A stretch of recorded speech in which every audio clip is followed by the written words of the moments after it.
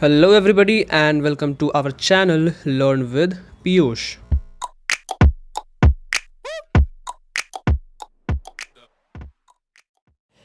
तो last part में मैंने उस पॉइंट पे छोड़ा था जब उसके जो फ्रेंच टीचर है वो कहते हैं कि ये तुम्हारा लास्ट फ्रेंच लेसन होगा, क्योंकि ऊपर से ऑर्डर आया है कि अब इस रीजन में जो है वो फ्रेंच पढ़ाया नहीं जाएगा, वहाँ पे कोई और लैंग्वेज वहाँ पे पढ़ाई होगी।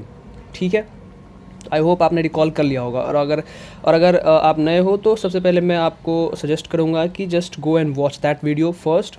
ठीक है, ऑब्वियसली पार्ट 1 समझोगे तभी पार्ट 2 समझ में आएगा। मैं ऊपर लिंक दे रहा हूँ, वहाँ पे जाके आप देख सकते हो। ठीक है, so let's continue our second part, that is अब ये है कि जब उन्होंने ये बात कही तो उसके बाद है कि what a thunder clap these words were to me कौन है यहाँ पे?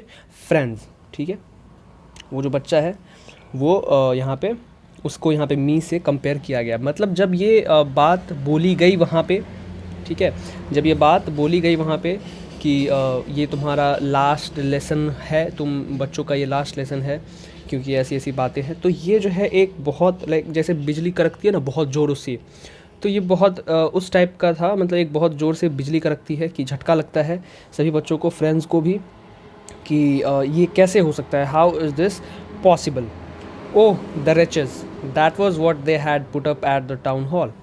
रिचेस का मतलब क्या है? रिचेस का मतलब होता है सैड फेसेस। मतलब आप कोई न्यूज़ सुन के जब आप हैप्पी नहीं रह पाते, सैड हो जाते हो, दैट इज़ कॉल्ड रिचेस। तो मतलब अब फ्रेंड्स को अब समझ में आ रहा है कि वो जो टाउन हॉल पे जो भीड़ जमी हुई थी, भीड़ लगी हुई थी और लोग वहाँ पे इतने ज़्यादा उदास थे, that was because of this news, कि ये न्यूज़ जो है वो पहले टाउन हॉल में आ गई थी और लोग उसे पढ़ के बहुत उदास हो गए थे। ऑब्वियस सी बात है, अगर सपोज़ अचानक से सडनली आपको ये पता चले कि आप अपने रीजनल लैंग्वेज को अब नहीं बोल पाएंगे या नहीं सीख पाएंगे फर्दर, और आप वो लैंग्वेज जो है उस रीजन में, जिस रीजन में आप रह रहे हो, वहाँ पे वो लैंग्वेज बैन कर दी गई है, आप नहीं बोल सकते, तो आपको कैसा फील होगा? तो सेम फीलिंग जो है वो अभी फ्रेंड्स को भी हो रही थी। ठीक है, माई लास्ट फ्रेंच लेसन, मतलब he was shocked and shockingly जब हम कोई बात बोलते हैं कि ये मेरा आखिरी फ्रेंच लेसन होगा, why I hardly knew how to write. वो कह रहा है कि मतलब ऐसा क्यों हो रहा है, मुझे मुश्किल से फ्रेंच लिखना आता है, मतलब मैं मुश्किल से फ्रेंच लिख पाता हूँ। I should never learn any more, मतलब अब मैं ये कभी सीख नहीं पाऊँगा। I must stop there then, मतलब अब मुझे यहीं रुकना होगा, मतलब जितना मैंने सीखा था थोड़ा बहुत उतना पे ही मुझे रुकना पड़ेगा, उससे आगे मैं नहीं सीख सकता, क्योंकि फ्रेंच अब उस पर्टिकुलर रीजन में पढ़ाई नहीं जाएगी। ये उनका फ्रेंच का लास्ट लेसन था and he was kind of shocked. अब क्या कह रहा है कि oh how sorry I was for not learning my lessons. किस लेसन्स की बात कर रही है? फ्रेंच लेसन्स, जो भी फ्रेंच के क्लासेस होते थे, जो भी उसे पढ़ाया जाता था फ्रेंड्स को, वो अब यहाँ पे ये जो सॉरी वर्ड है, मैं पहले बता दूँ, ये सॉरी जो है यहाँ पे रिग्रेट फीलिंग को डिपिक्ट करती है। ठीक है, यहाँ पे ये फ्रेंड्स जो है वो रिग्रेट कर रहा है, उससे पश्चाताप है, उसे पछतावा हो रहा है कि क्यों उसने फ्रेंच की वो सारी प्रीवियस लेसन्स अटेंड क्यों नहीं करी। ठीक है, और भी वो रिग्रेट कर रहा है किस चीज़ों के लिए, किन चीज़ों के लिए, कि फॉर सीकिंग बर्ड्स एग्स और गोइंग स्लाइडिंग ऑन द सार। वो रिग्रेट कर रहा है कि जिस टाइम पे उसे फ्रेंच के लेसन सीखने चाहिए थे, उस टाइम पे वो बर्ड्स के एग्स को ढूंढ रहा था। मतलब हम बचपन में है तो होते हैं ना कि हम कहीं अगर बर्ड्स का एग्स दिख जाए तो हम उसमें उलझ जाते हैं। मतलब ये मतलब बर्ड्स के एग्स के चक्कर में वो रहता था। और गोइंग स्लाइडिंग ऑन द सार, सार क्या है कि रिवर बैंक आप कह सकते हो, रिवर के किनारे जो है उस टाइम पे नदी हुआ करती थी कोई बड़ी सी, तो वहाँ पे वो जाके जो है स्लाइडिंग मतलब वहाँ पे वो ऐसे ही घूमता था, उसे मतलब नेचर ज़्यादा अट्रैक्टिव लगता था। ठीक है, जैसा कि इनिशियली ही मैंने बताया कि नेचुरल चीज़ें जो है, बाहरी चीज़ें, क्लासरूम के बाहर की चीज़ें, वो उसे अट्रैक्टिव लगती थी। और ये सबको लगती है, हमें भी जब हम क्लासरूम में एंटर करते हैं तो हम भी बोर हो जाते हैं एक ही चेहरा बार बार देखकर। ठीक है, ऑल्दो वो ऑब्वियसली इंपॉर्टेंट है, बट हमें बाहरी चीज़ें बहुत ज़्यादा अट्रैक्टिव लगती है। तो सिमिलरली यहाँ पे फ्रेंड्स के केस में भी है।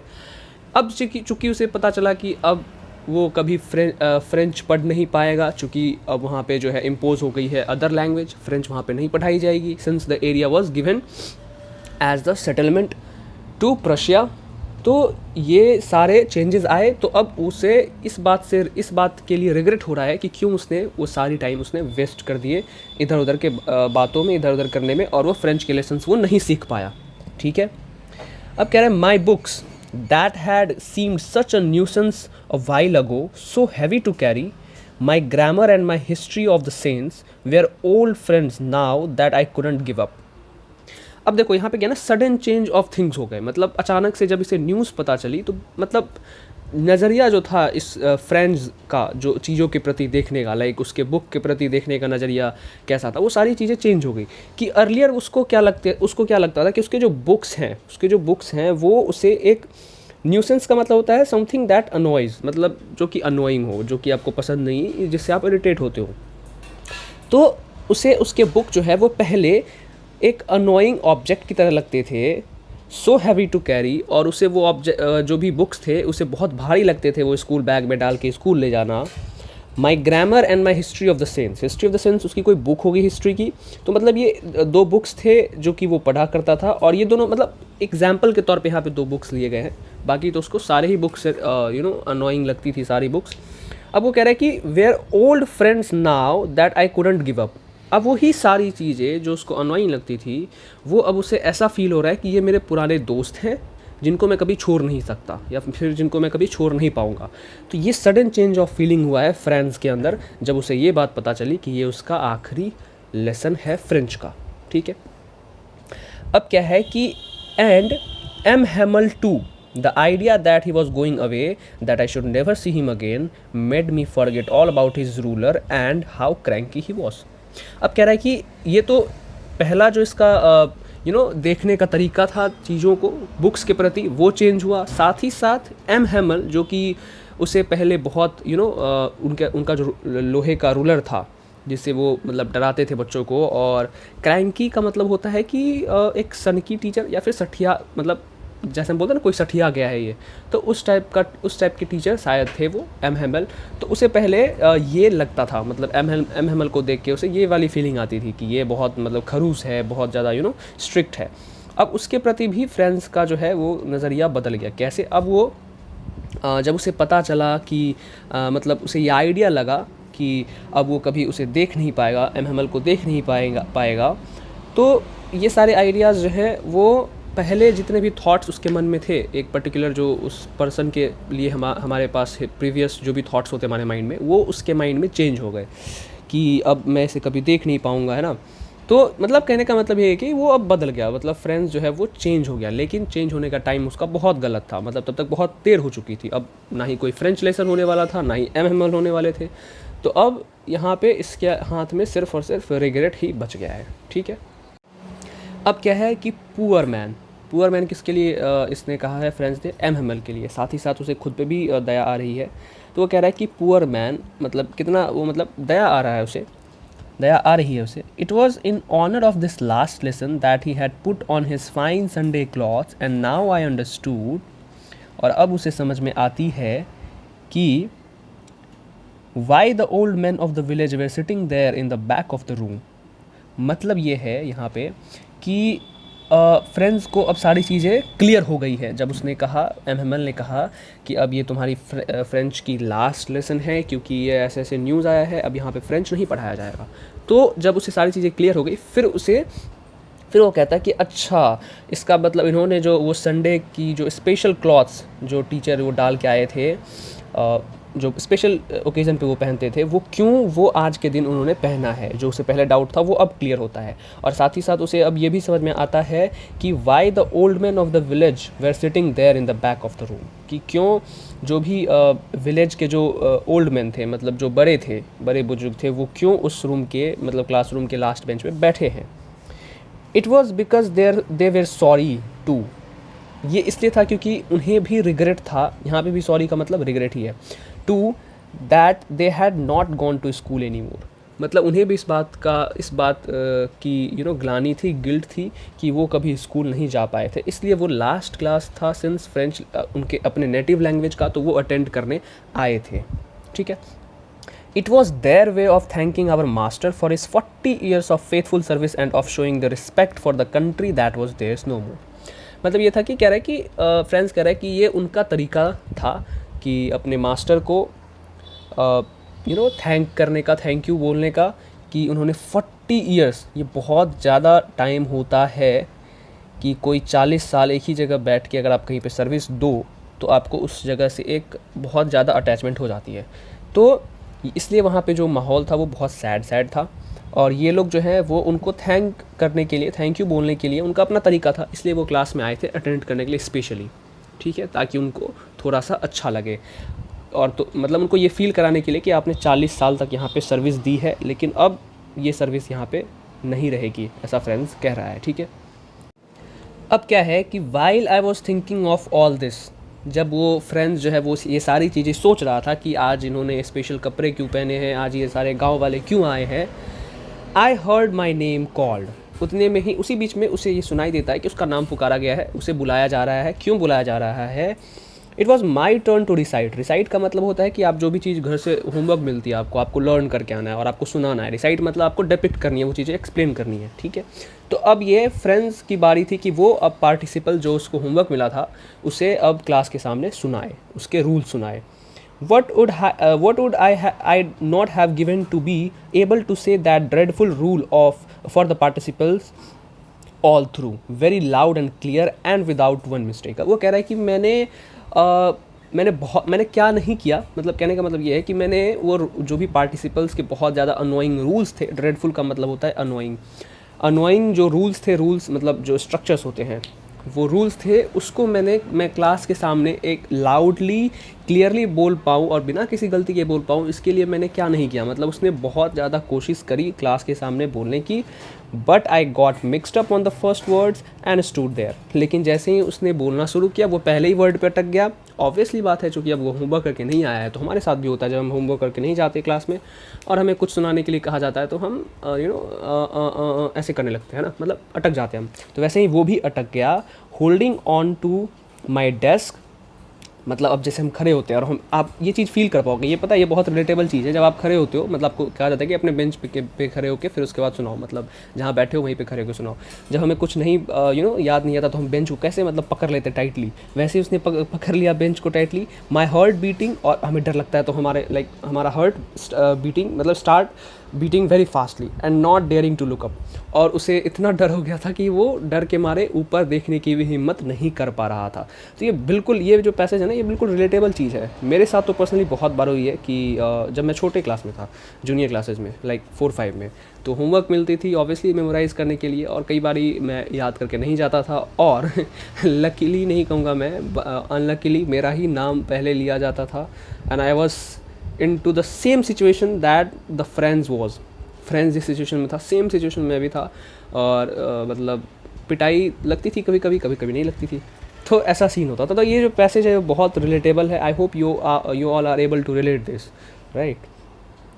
अब क्या है देखो, हर्ड एम हेमल से टू मी। अब चूंकि वो फ्रेंड्स जो है वो लेसन नहीं सुना पाया, तो अब उसने सुना एम हेमल को कि एम हेमल उसे कुछ कह रहे हैं। क्या कह रहे थे कि आई वोंट स्कॉल्ड यू, मैं तुम्हें डांटूंगा नहीं little friends, you must feel bad enough, तुम्हें खुद ही बुरा लगना चाहिए जो कि तुम्हें लग रहा है इस बार। सी हाउ इट इज़, देखो क्या है ये।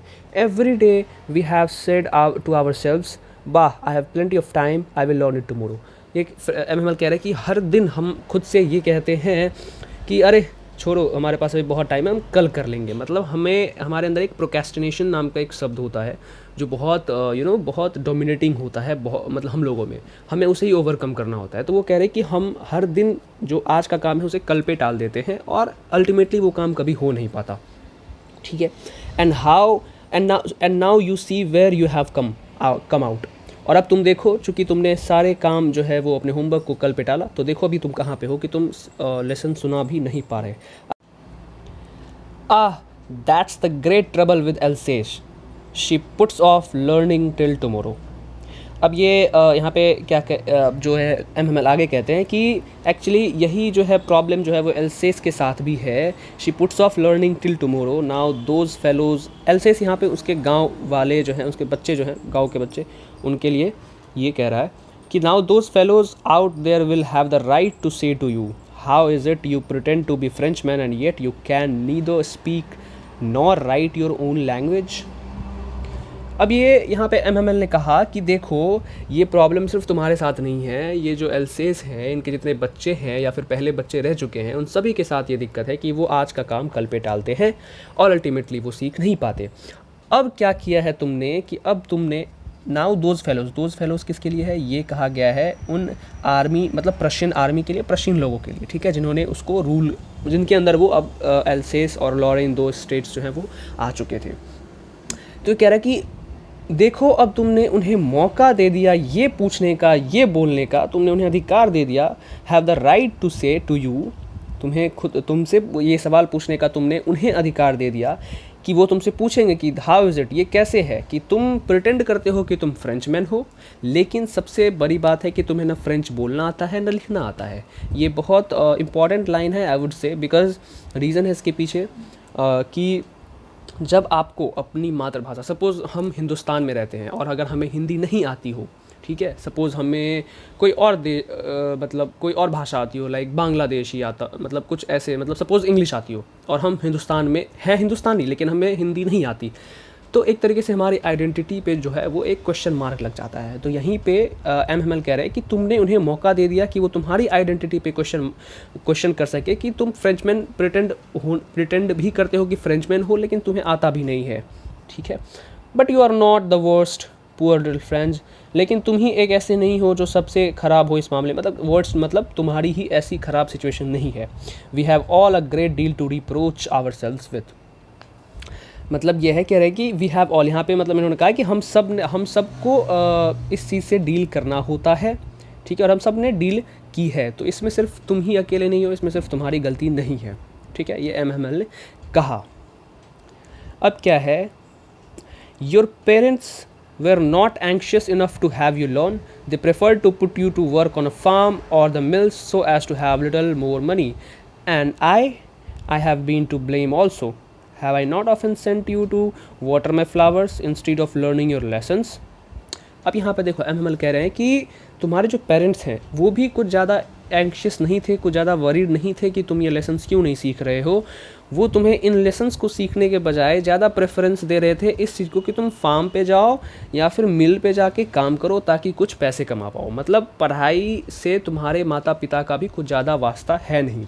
एंड आई, और मैं भी I have been to blame also, मतलब मुझे भी ये खुद को ब्लेम करना होगा। क्यों? कह रहा है कि have I not often sent you to water my flowers instead of learning your lessons, and when I wanted to go fishing did I not just give you a holiday.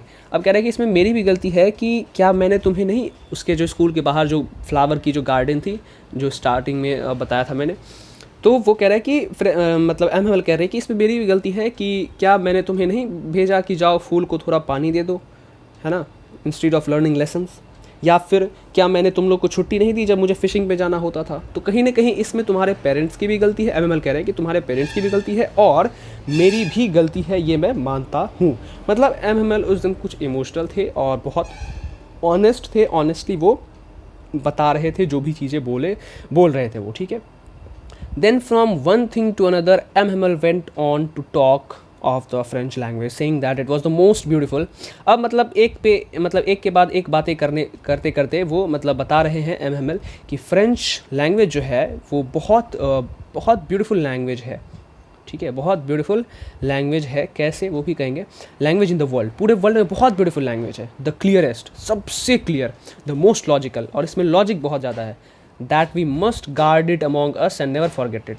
इसमें इतना logic है और चूँकि ये इतना famous है world में, तो हमारी ये रिस्पॉन्सिबिलिटी बनती है कि हम इसकी सुरक्षा करें और इसे हम भूलें नहीं। Because when a people are enslaved, as long as they hold fast to their language, it is as if they had to key to their prison.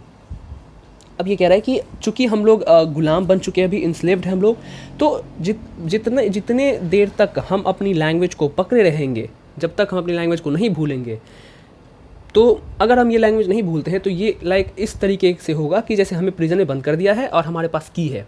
वो की क्या है? वो की है यहाँ पे फ्रेंच लैंग्वेज। और प्रिजन के जो अंदर आदमी है वो कौन है? वो प्रुशिया या वो एल्सेस और लॉरेन के जो फ्रेंच मैन थे वो थे। तो एमएमएल कह रहा है कि ये जो हमारी लैंग्वेज है इतनी ब्यूटीफुल है, इतनी प्यारी है, इतनी क्लियर है पूरे वर्ल्ड में, तो इसे हमें खोना नहीं चाहिए। और यहाँ पे बहुत ही डीप मीनिंग यहाँ पे डिपिक्ट होता है कि जब तक आपके पास अपनी जो ओरिजिन है, आप जहाँ से हो, अगर आपको अपनी मातृभाषा याद है तो मतलब आपको अपनी आइडेंटिटी पता है, ठीक है। तो वो कह रहे कि तुम्हें अपने लैंग्वेज को नहीं भूलना चाहिए, क्योंकि ये इट इज़ लाइक अ की टू अ प्रिजन, ठीक है, कि तुम इससे आज़ाद हो सकते हो। अगर ये तुम्हारे पास नहीं है तो तुम हमेशा के लिए गुलाम ही रहोगे, ठीक है। क्योंकि वही लैंग्वेज ही एक ऐसी चीज़ है जो आपको अपनी एक आइडेंटिटी, अलग आइडेंटिटी दे देती है। सपोज़ हम कहीं भी चले जाएं वर्ल्ड में और अगर हम हिंदी बोलें तो लोगों को पता है कि अच्छा ये हिंदी बोल रहा है मतलब हिंदुस्तान से है, ये हिंदुस्तानी है। तो वहाँ पे हमें आधार कार्ड या फिर कोई पर्टिकुलर ऑफिशियल कार्ड दिखाने की ज़रूरत नहीं है, आइडेंटिटी कार्ड हमें दिखाने की ज़रूरत नहीं है। वो एक अलग ही आइडेंटिटी हमें दे देती है हमारी लैंग्वेज, ठीक है। लेकिन अगर आपको अपना खुद का ही लैंग्वेज नहीं आता है तो फिर आपके ऊपर कोई भी अपना लैंग्वेज इम्पोज करके चला जाएगा और आप कुछ नहीं कर पाएंगे। तो इट इज़ लाइक कि आपको कोई भी प्रिजन में बंद करके चला जाएगा और आपके पास की होगी नहीं। तो की is like that language, your own native language. ये बहुत डीप मीनिंग है। आई वुड से कि इसको ध्यान में रखना, इसके ऊपर क्वेश्चंस आ सकते हैं, ठीक है। Then he opened a grammar and read us our lesson. अब उसके बाद एमएमएल ने ग्रामर की बुक खोली और एक लेसन पढ़ा। I was amazed to see how well I understood it. और उस दिन एमएमएल फ्रेंच को खुद ये ही वॉज शॉक्ड कि उसे सब कुछ कैसे समझ में आ रहा था। अब है कि all he said seemed so easy, मतलब उस दिन उसको सारी जो भी चीज़ें पढ़ा रहे थे एमएमएल ग्रामर का लेसन, वो सारी चीज़ें वो उसे बहुत अच्छे से समझ में आ रही थी, है ना। I think too that I had never listened so carefully and that he had never explained everything with so much patience. अब वो कह रहा है कि मैंने ये भी सोचा, साथ में फ्रेंड्स कह रहे हैं कि मैंने ये भी सोचा कि शायद मैंने ही कभी इतनी केयरफुली नहीं सुना क्लास को, इसीलिए मैं नहीं समझ पा रहा था पहले, या फिर ये भी हो सकता है कि उन्होंने कभी इतने पेशेंस के साथ हमें ये चीज़ें बताई ही ना हो। It seemed almost as if the poor man wanted to give us all he knew before going away and to put it all into our heads at one stroke. अब ये है, देखो अब यहाँ पे चूँकि एमएमएल को पता है कि वो अब जा रहे हैं, तो फ्रेंड्स कह रहा है कि उसे ऐसा लग रहा था कि एमएमएल जो है वो he is a kind of poor man जो कि अभी चाहता है कि वो सारी चीज़ें एक ही स्ट्रोक में, एक ही लेक्चर में हमारे दिमाग में वो चीज़ें बिठा दे, ठीक है। इसीलिए वो इतना पेशेंस के साथ और इतने अच्छे से वो उस दिन सारी चीज़ें एक्सप्लेन कर रहे थे, ठीक है। After the grammar we had a lesson in writing. अब कह रहा है फ्रेंड्स कह रहा है कि आफ्टर द ग्रामर के बाद we had a lesson in writing, हमें राइटिंग सेक्शन के लिए उसे एक लेसन पढ़ाया गया। That day MML had new copies for us written in a beautiful round hand, France, Alsace. They looked like little flags floating everywhere in the schoolroom, hung from the road at the top of our desk. अब कह रहे हैं कि writing में क्या था कि that day MML had new copies for अस, उनके लिए नए कॉपीज़ एमएमएल ने लाए थे, ठीक है। और उस पर बहुत ब्यूटीफुली राउंड हैंड से लिखा गया था, क्या था, फ्रेंच एल्सेस, मतलब ये लिखा गया था। They looked like little flags floating everywhere in the school room. और वो ऐसा लग रहा था कि दीज आर लिटिल फ्लैग्स, छोटे छोटे झंडे हैं जो कि पूरे स्कूल रूम में मतलब हर जगह फ्लोट कर रहे हैं, हर जगह फ्लैग लहरा रहे हैं। Hung from the rod at the top of our desk, और उसे जो है वो रोड से लेके क्लासरूम तक लगाया गया था। क्योंकि वो लास्ट था तो वो लोग एक तरीके से उसको लास्ट टाइम इन्जॉय कर रहे थे। अब क्या कह रहा है कि you ought to have seen how everyone set to work and how quiet it was. अब फ्रेंड्स कह रहा है हम लोगों से जो पढ़ रहे हैं ये, उनसे कह रहा है कि तुम्हें देखना चाहिए था उस टाइम पे कि कितनी शिद्दत से लोग अपना अपना काम करने में लगे हुए थे, and how quiet it was, और कितनी शांति थी वहाँ पे।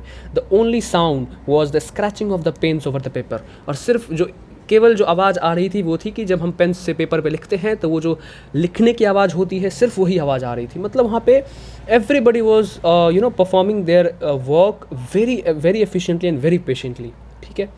अब क्या है, once some beetles flew in, beetles is kind of a fly, मतलब तितलियाँ की ही प्रजाति, मतलब कोई छोटे मोटे कीड़े मकोड़े कुछ आते थे, क्लास में घुस जाते ऐसे, but nobody paid any attention to them, not even the littlest ones who worked right on tracing their fish hooks as if that was French to.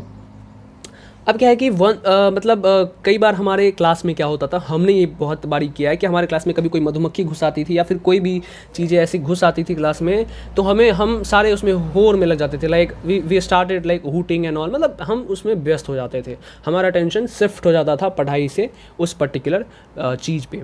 लेकिन इस टाइम पे उनका भी होता था, लेकिन वो चूँकि दिन ही ऐसा था, तो उस दिन बड़े तो बड़े, जो सबसे छोटे आए थे, चूँकि गांव के लोग भी आए थे उसमें, जो सबसे छोटे बच्चे थे वो भी उस चीज़ पे अटेंशन नहीं दे रहे थे, मतलब they were so attached and they were so serious कि मतलब बहुत शिद्दत से वो लिख रहे थे। और वो छोटे बच्चे थे, वो भी, अब उन्हें लिखना तो आता नहीं था प्रॉपरली, बट वो भी जो भी हमारे गांव में कहावत है हमारे तरफ से कि किसी की हैंडराइटिंग अगर ख़राब है तो हम कहते हैं कि अरे कौवा टांग जैसे लिख रहा है, मतलब कौवा के पैर की तरह लिख रहा है, मतलब कौवा का पैर आपने देखा होगा भी चितराया, मतलब इधर उधर बहुत टेढ़ा मेढ़ा, तो बहुत अजीब होता था। हम लोग कहते हैं कि कौवा टांग जैसी हैंडराइटिंग है, तो वही उसका कौवा टांग जैसा हैंडराइटिंग था, किसका, उन छोटे छोटे बच्चों का। It was that as if that was French. लेकिन उस दिन फ्रेंच को वो टेढ़े मेढ़े लिखे हुए शब्द भी फ्रेंच के लग रहे थे।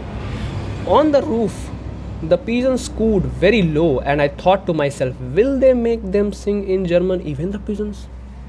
अब कह रहे कि उस दिन छत पे जो है वो पीजन जो है, पीजन को आपने गौर करो बहुत कू कू करते हैं, लाइक कू कू ऐसे करते हैं। तो ये कह रहा है कि पीजन जो थे वो बहुत बहुत धीमी आवाज़ में कू कर रहे थे। And I thought to myself, और इस फ्रेंड्स ने, छोटे फ्रेंड्स के दिमाग में एक बहुत ही सेंसिबल क्वेश्चन आया, बहुत ही ज़्यादा, मतलब बहुत अच्छा क्वेश्चन, मतलब बहुत ही ज़्यादा दिल छू जाने वाला क्वेश्चन आप कह सकते हो कि विल दे मतलब कौन, Prussian soldiers, make them sing in German even the pigeons. मतलब कि हमें तो ये जर्मन मतलब बोलने के लिए फोर्स कर ही रहे हैं, लेकिन क्या ये निर्जीव, ये निर्दोष पक्षियों को भी मजबूर करेंगे कि ये जर्मन में गाना गाए? ये बहुत डीप लैंग्वेज है, बहुत ज़्यादा डीप लैंग्वेज। देखो, किसी भी एनिमल का या फिर किसी भी जानवर या पक्षी का कोई लैंग्वेज नहीं होता है ना। अब चूँकि हम इंसान हैं, हम इंसान हैं, सबसे बड़ी गलती यही होती है कि आदमी इंसान है, मतलब हम इंसान हैं, तो हमने क्या करा, हमने तो अपने बीच लैंग्वेज डिविजन्स, लैंग्वेज बैरियर्स ला दिए, ठीक है। लेकिन वो जो जानवर है, इनोसेंट जानवर, जो नेचर की प्योरेस्ट क्रिएचर होते हैं, उनका कोई लैंग्वेज नहीं होता। तो अब ये कह रहे कि क्या ये इंसान जो है, क्या ये इंसान एक टाइम पे इन जानवरों के ऊपर भी अपने बैरियर्स थोपेगा? ठीक है, तो ये बहुत सेंसिटिव क्वेश्चन है, सेंसिबल क्वेश्चन है आई वुड से। और ये बहुत शर्म की बात है कि आज के डेट में हमारे सोसाइटी में बहुत काइंड ऑफ बैरियर्स जो हैं वो बढ़ते जा रहे हैं। तो ठीक है, हम इस पर कभी और बात करेंगे, बट यहाँ पे ये क्वेश्चन जो है उसके दिमाग में आई, ठीक है। अब क्या है, देखो, whenever I looked up from my writing, I saw M. Hamel sitting motionless in his chair and gazing first at one thing, then at another, as if he wanted to fix in his mind just how everything looked in that little school room. अब जब friends ने ऊपर सिर ऊपर उठा के जब लिखने से उसे फुर्सत मिल गई, फिर उसने देखा कि एम हेमल जो है वो अपने कुर्सी पे बैठे हैं एकदम मोशनलेस, बिना हिले डुले, और वो हर एक चीज़ों को एक के बाद एक, मतलब एक दूसरे चीज़ों को देख रहे हैं। कभी मान लो क्लासरूम में कोई पेंटिंग है उसको देख रहे हैं, कभी बोर्ड्स देख रहे हैं, कभी बेंचेस देख रहे हैं। तो वो ऐसा लग रहा था फ्रेंड्स को कि वो चाहते हैं कि ये सारी चीज़ें उनके माइंड में सेट हो जाए कि उस क्लास में कौन सी चीज़ें कहाँ थी, ताकि वो बाद में क्लास को इमेजिन कर सके और उस चीज़ को जी सके दोबारा, इमेजिनेशन में ही सही बट जी पाए, क्योंकि ऑब्वियसली इसके बाद तो है ही नहीं वो।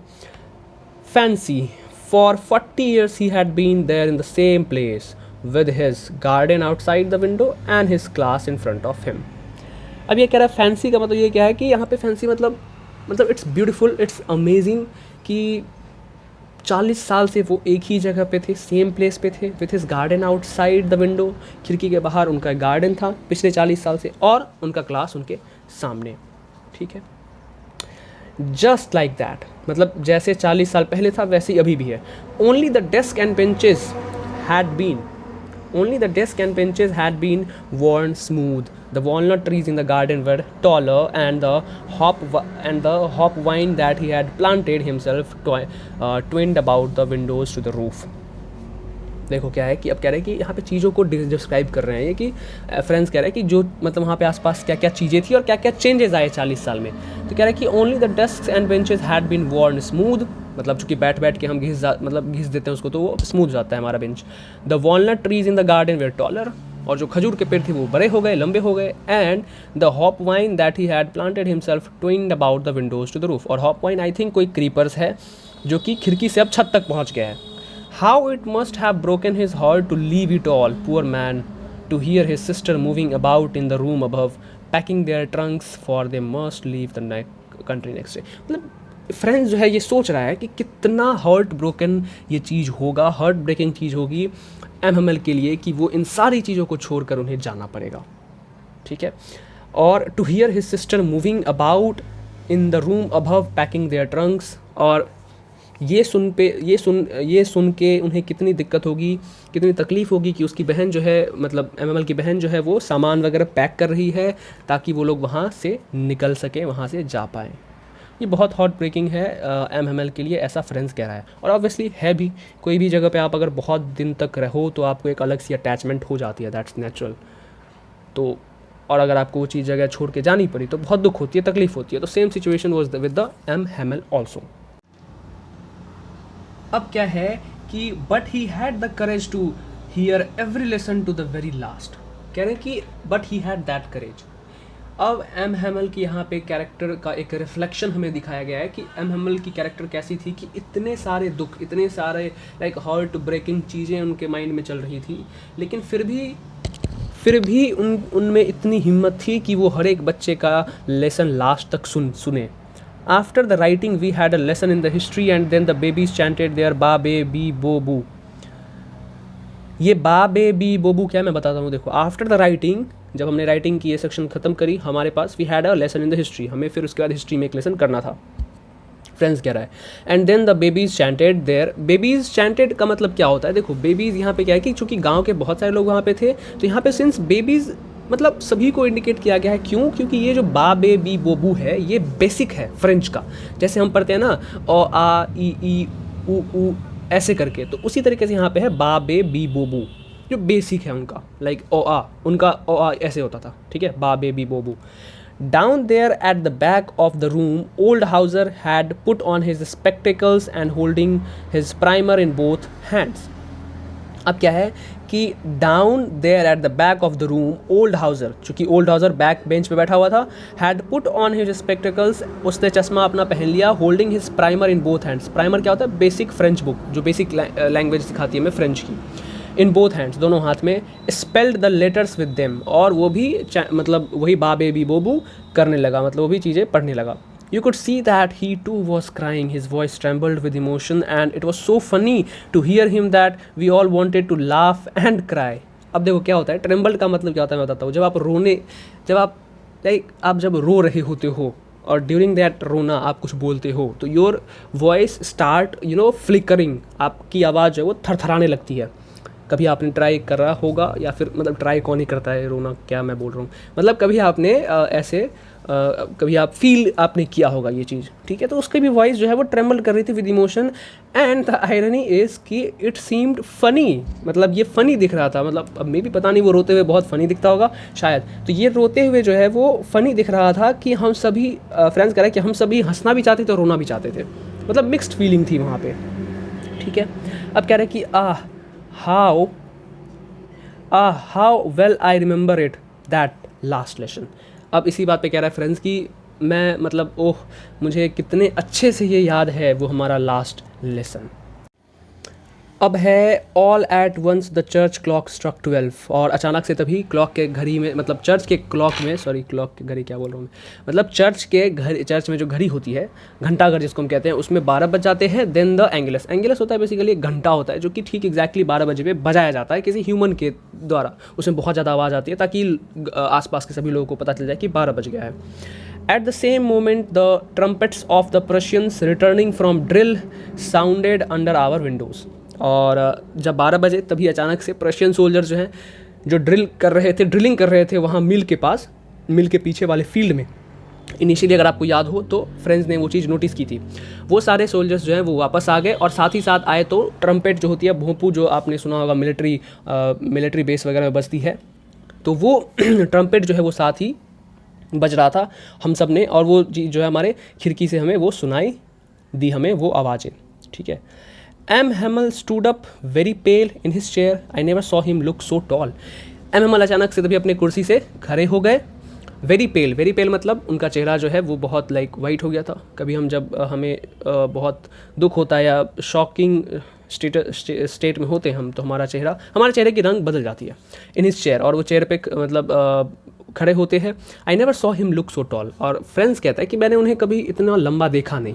अब चूंकि ऐसा नहीं है कि वो 5'8" से 6'2" हो गए, नहीं ऐसा नहीं है। मतलब अब चूंकि उनके एम हैमल के लिए इज्जत बढ़ गई फ्रेंड्स की नज़रों में, तो यहाँ पे उस चीज़ को डिपिक्ट कर रहे हैं कि ही लुक्ड सो टॉल, ठीक है। मतलब पहले इज्जत कम थी, अब इज्जत बहुत ज़्यादा बढ़ गई, इसलिए वो उसे लंबा दिखाई दे रहे हैं। मतलब बेसिकली यहाँ पे रिस्पेक्ट से कंपेयर किया गया है टॉलनेस को, ठीक है। अब क्या है, माई फ्रेंड्स सेड ही, उसने कहा, मतलब एम हैमल ने कहा कि माई फ्रेंड्स आई मतलब जब कभी हम ऐसे फ्लिकर कर जाते हैं, but something choked him, he could not go on. लेकिन जो कि वो इमोशनल थे बहुत उस टाइम पे, तो वो बोल नहीं पाए। जब हम इमोशनल होते तो हम बोल नहीं पाते हैं, ठीक है। तो वो भी आई करके वो रुक गए। Then he turn to the blackboard, took a piece of chalk and bearing on with all his might he wrote as large as he could. अब क्या है कि फिर वो उसके बाद उन्होंने वो ब्लैक बोर्ड की तरफ मुड़े और चौक उठाया, और उन्होंने बहुत मतलब बहुत हिम्मत के साथ उन्होंने लिखा कि विवे ला फ्रांस, ठीक है। विवे ला फ्रांस का मतलब होता है लॉन्ग लिव फ्रांस। एक जैसे हम कहते हैं ना कि भारत माता की जय, सपोज की मतलब जय हिंद जय भारत, तो उसी तरीके से वहाँ पे उनका स्लोगन था कि लॉन्ग लिव फ्रांस, ठीक है। Then he stopped and leaned his head against the wall, and without a word he made a gesture to us with his hand, school is dismissed, you may go। और उसके बाद क्या हुआ कि वो फिर अपना हेड जो है वो ब्लैक बोर्ड पे उन्होंने ऐसे मतलब ब्लैक बोर्ड पे अपना हेड जो है वो सिर टिकाया, चूँकि वो बहुत दुखी थे, टेंस्ड थे। और फिर उन्होंने बिना कुछ बोले, बिना कोई आवाज़, इशारे में ही सबको कहा कि स्कूल अब डिसमिस हो गई है, स्कूल ख़त्म, अब आप लोग घर जा सकते हैं। तो बस यही थी ये पूरी चैप्टर अभी यहाँ पे ख़त्म होती है। आई होप आपको ये बहुत अच्छे से समझ में आया होगा, because I explained it literally very well. And अगर कोई प्रॉब्लम है तो definitely put that problem in the comment box. I will definitely try to resolve that, या तो मैं नेक्स्ट लेक्चर में बता दूंगा या फिर मैं वहीं पे आपको रिप्लाई कर दूंगा, ठीक है। तो बस यही था चैप्टर द लास्ट लेसन, जो कि हमारे बुक का पहला लेसन है। मतलब ये तो आयरनी है, बट यहाँ पे ये चैप्टर ख़त्म होता है। इसके ऑथर कौन थे? अल्फोंसो डॉडेट। जो बेसिक चीज़ें जो मैंने बताई है जहाँ जहाँ याद रखने की, उसे याद रखना। और बस यही है, everything is fine till then, take care and पढ़ाई करते रहें। All the very best.